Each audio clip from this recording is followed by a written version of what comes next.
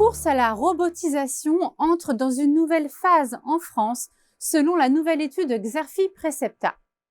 Après un trou d'air, les spécialistes de la robotique industrielle comptent tirer profit des relocalisations et du phénomène de néo-industrialisation incarné, entre autres, par les gigafactories. Les scénarios prévisionnels pour 2025 réalisés par nos experts détaillent le potentiel de développement pour chaque marché, notamment les robots industriels, la logistique, l'agriculture et le médical.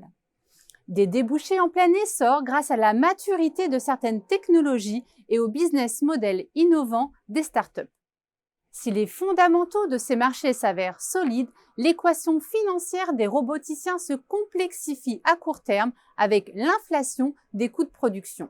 Il leur faut aussi composer avec l'essor des équipementiers traditionnels qui se révèlent tantôt de dangereux compétiteurs, tantôt des alliés de choix.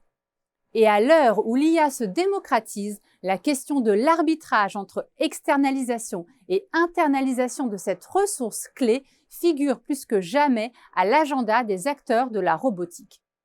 Dans ce contexte, quelles évolutions de la concurrence se dessinent? Quelles sont les technologies sur lesquelles il faudra compter demain? Et quelles sont les réelles perspectives des marchés de la robotique d'ici 2025?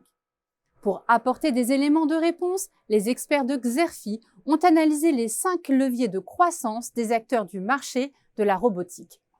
D'abord, pas d'investissement sans financement. Différents leviers sont ici actionnés, tels que la levée de fonds classique, l'entrée en bourse ou l'adossement à un grand groupe. Côté investissement, les spécialistes de la robotique misent bien sûr sur le développement de produits innovants, que ce soit en interne, via des partenariats, des rachats ou encore via des collaborations avec la recherche publique.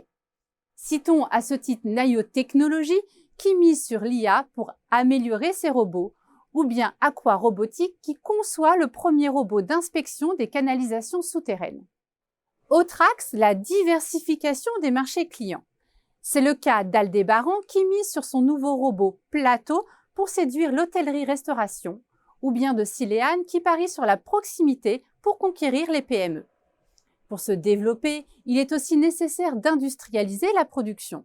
Cela peut passer bien sûr par des voies internes, mais aussi en recourant à des sous-traitants.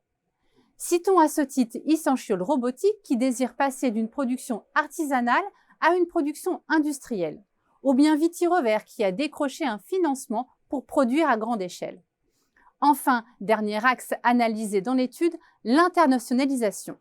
Cela se matérialise par des implantations directes, des autorisations de commercialisation ou l'extension du réseau de distribution à l'instar de l'exosquelette de Vandercraft approuvé par la FDA aux États-Unis ou de Robocat qui envisage un développement en Chine.